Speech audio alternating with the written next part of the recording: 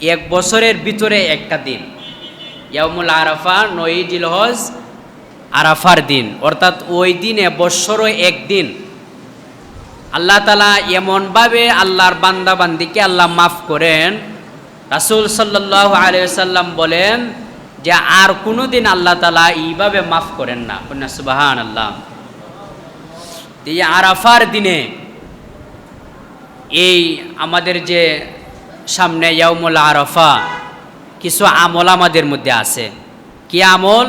আমরা বেশি বেশি করে জিকির করব আল্লাহর, বেশি বেশি করে আমরা নফল বন্দিগি করব, দান সৎকা করব এবং রোজা রাখব। আগলে কি এটা সম্বন্ধে হাদিস আছে।